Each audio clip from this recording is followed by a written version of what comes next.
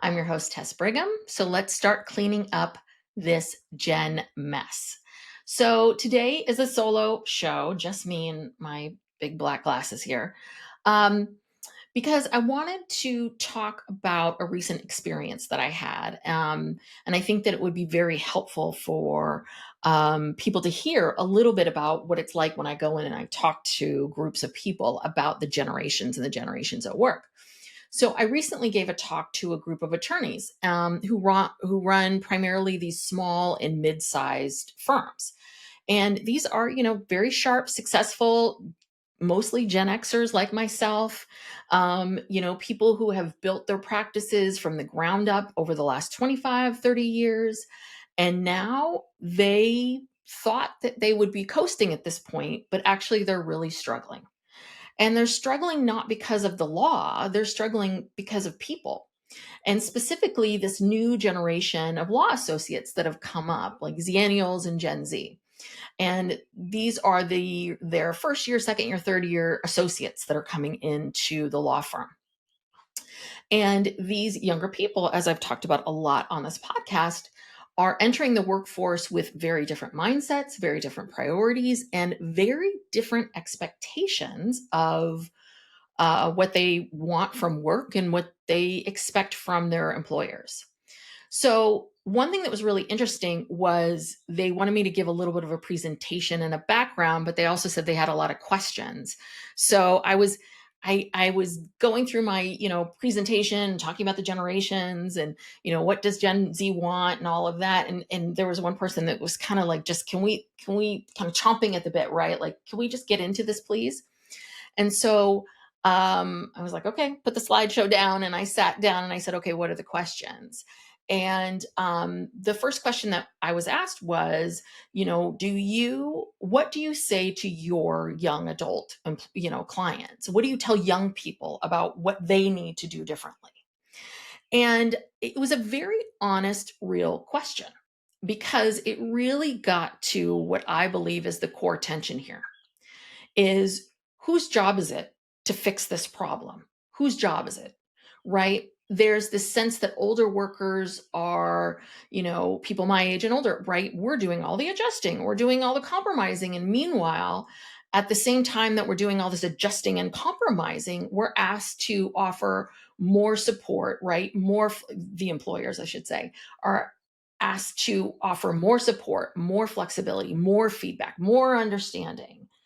And for these business owners, that feels like a tremendous amount of work and a lot more work than they ever thought it was going to be.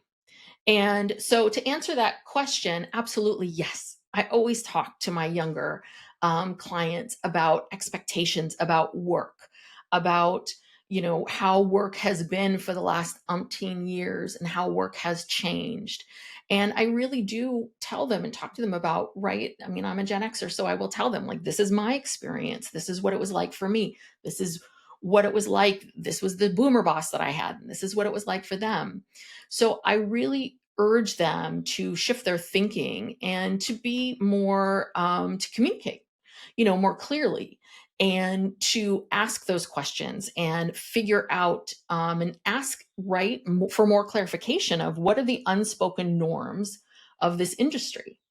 And, I will say that I do put it back on the older generations simply because of this is that the older generations have this growth and maturity that young people don't. We have this experience that they don't. And right, and most of if in these structures in these law firms, if we're talking about law firms, it's the older people that have all the power, that have, because they're the ones that have been working there that long, right? So, but across the board, everyone is being asked to grow in some way, shape, or form. So, and the healthiest thing that any of us can do is, regardless of our age, when it comes to these kinds of issues, is focus on what we can control: your mindset, your communication, how you talk to people, and your personal boundaries, as opposed to trying to control anyone else or focus on what anyone else is doing. This comes up a lot in couples counseling when I work with a couple, right? You may be telling one member of the couple like, hey, I think you should be working on this or working on that, and there's always that feeling of like, well, what are they going to work on? Like, how are they going to change? This comes up this it comes up in couples counseling too, where people can get into this, like, this is it stalemate, this kind of point at which both parties are waiting for the other party to change and do it differently or respond differently. And so what happens is you got these two people that are just kind of waiting for the other person to change their behavior, and then nothing changes.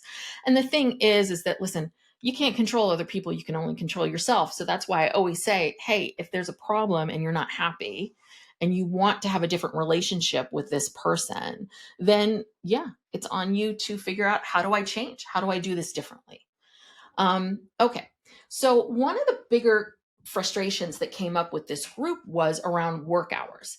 So these firm owners, they're saying, for them, they're like, listen, law is demanding. It's always been demanding. Many of them, while they have these smaller firms, many of them worked for many years in big law, and I have those kinds of clients myself, and big law really requires 10 to 14 hours a day of work. And so it's these smaller law firms, they're not that bad, but it's still like the requirement is, or the expectation is that, it's going to be at least an 8 to 10 hour day, at the very least, at least 8 hours, more likely like 9 or 10, maybe longer. And so, even in these smaller firms, especially in the smaller firms, I should say, there is a real expectation to bill a certain number of hours. And for many of these firm owners, their feeling is like, listen, I need you to bill this many hours. I am paying you this amount of money based on that many hours that you're going to work. And so one of the examples that one of the firm owners gave was this idea of, he's saying that, I see a lot of associates now, but it seems like they want to work 70% of the time, but they still expect 100% of the pay.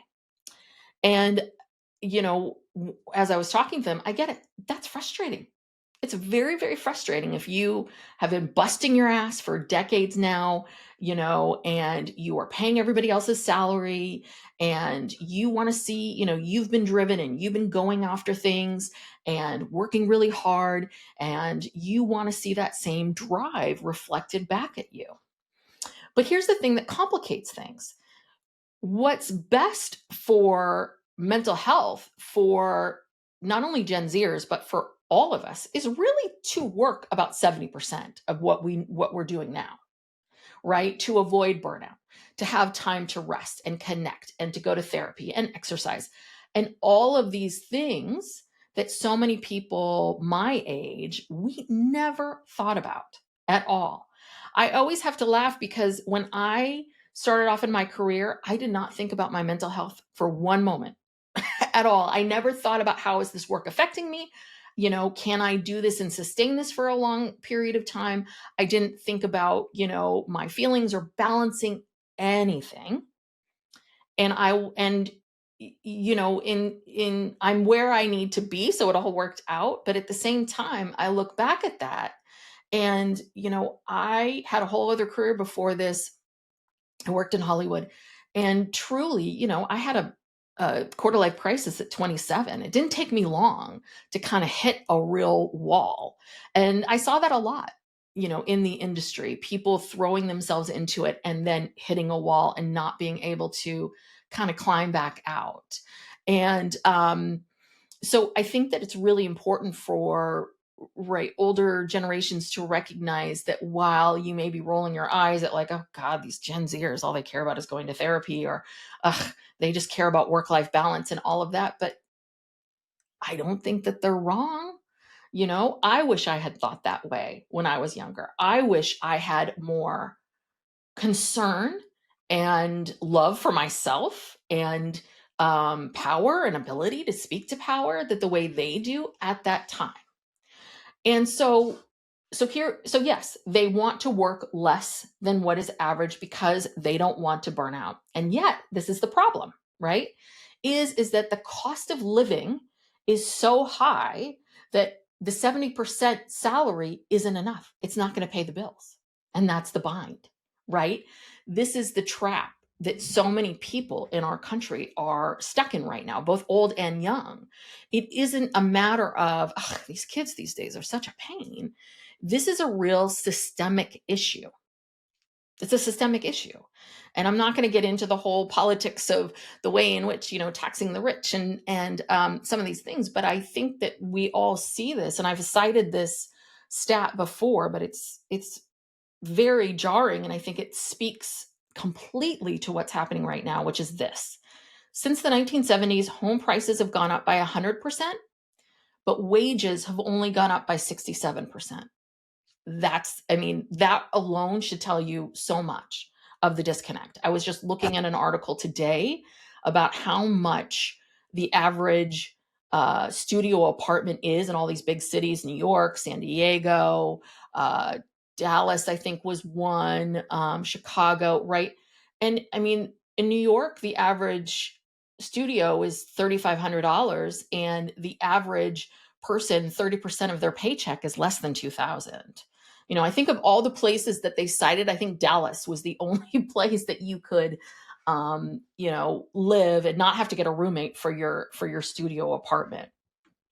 So, you know, so the money piece is huge. It is really huge that young people are, they need more money to live. They need this to just, it's not like they're living these crazy, elaborate, crazy lives, but they just need more money to live day by day. And they're also trying to protect their mental health. So what do you do? And so this always makes me think about, right, about these different definitions of success. Old school versus new school, right? Clash in the workplace. So for older generations, long hours were a badge of honor. There really was, especially in Hollywood, this badge of honor around, I was here till 11 o'clock at night. I woke up, I was the first one here, right? That proved you were serious. That proved that you cared. And that's what it took, to be successful. Success meant hustle. And if you didn't hustle, you didn't belong. But for Gen Z, they don't see it that way. That's not what success is for them. Success is more about the impact they make. It's more about their well-being. How do they feel? What's going on with them? And that's a successful life. For them, it's not about proving their worth over and over again by working yourself into the ground. It's about finding ways to live a life that feels whole, that feels complete, that work is a part of it, but it isn't their entire value and how they define themselves. So of course there's this collision here, right? It's this clash of values. And another topic that comes up a lot is fairness. So because the thing is that older workers, right, they see fairness as, I worked hard, I sacrificed, so should you, young person. And younger people and younger workers see fairness more at their version of fairness, and fair in all of this is, hey, I deserve to protect my mental health and my well-being, and I'm not going to destroy myself and burn myself out for a paycheck. And it's very messy because fairness isn't a fixed concept. It's subjective, right? So that's the thing is that when everyone feels that their version of fairness isn't being met, this is when trust starts to erode. Another big factor is technology. We cannot ignore that. So, younger associates, they've grown up in a world where the expectation is you're always on, emails at midnight, Slack pings at 6 a.m., constant connectivity. And yeah, they're working from home, but they're never really off the clock. And that technology driven expectations for this, expected responsiveness, that fuels burnout, as we know. And so even though you might be looking at these billable hours that they're billing, you might think that that's not so much. It most likely does not take into account all of the little things that get people distracted, all the little things and ways that make it really hard to focus, and all the ways in which it just makes it harder for people to work. And the expectation of always being connected even though it's like, well, yeah, you can work anywhere. It's what we're finding more and more is that that's not always the best thing. It's not always the best thing. That there is a lot of value in having a dedicated place that you go to work and having dedicated hours. The expectations are very, very clear. And that's one thing that I try to tell older workers is, when we join the workforce, our expectations and ourselves, the hours we worked, we're very clear. Like, you come in at this time and you leave at this time, and that was it. But the expectations for young people right now are really blurry because everything's so blurry because we're all just working all the time. All right. So the other piece that I want to talk about, I should mention this in the financial part, but a lot of young people, millennials, Gen Zers, they're carrying huge student debt loans, right?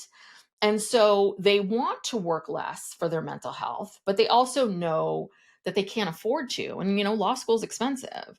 And that's the systemic trap that they're in, right? People try to prioritize their well being while they're also trying to pay rent, student loans, and build a life. And, the math's not mathing, right? So what do we do? Well, we talk, we keep talking, we keep bringing these things up, we listen to each other, and we stay curious about this other person's experience. We stop assuming the worst of each other and we find a middle ground. And I think that part is really important is we have to stop assuming the worst of each other. I think a lot of times young people get into this mindset of, well, my boss only cares about me for the paycheck and they don't, they want to burn me out and then hire someone new. And that is not true. I have assistants that work for me. That is not at all what people want. This is that you absolutely want people to feel like they're being treated fairly and being paid well and all of that kind of stuff. And the older generations, what they assume is that they don't care about work if they're only wanting to work 70%, or they're not a hard worker, or they're not a serious person, or are they really, corporate material? Are they really material for our law firm if they, if they push back on the number of hours that they're billing?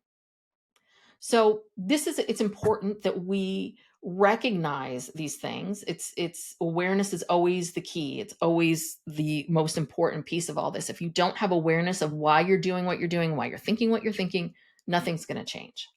So yes, Gen Z needs to adjust their expectations and take accountability for what's required to succeed in whatever field they pick.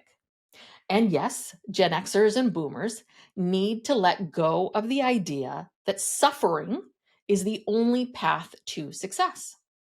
So, one thing I always encourage with both sides is to have real conversations that go beyond complaining or defending, conversations about what does success actually look like today?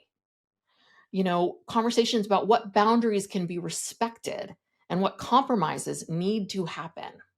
So, if you're a younger person, you're a young associate, or whatever profession you're in, you're listening, watching this right now, I'd ask you start thinking about what does success mean to you? Are you living in it right now? Are you living it, or are you stuck in someone else's definition of success? Because what success means to you, it's rooted in your values and how you want to live your life and what's going to work for you. And that is deeply personal to each of us, right? People tend to think that person has a lot of money, they're successful, but that's not true. Success doesn't mean lots of money. Success doesn't mean fancy house or cars. Success means whatever it means to you. And for the Gen X and boomer leaders out there, I would ask you to think about what did you have to sacrifice to get here? And how can you help create a system where this next generation doesn't have to make these same trade-offs?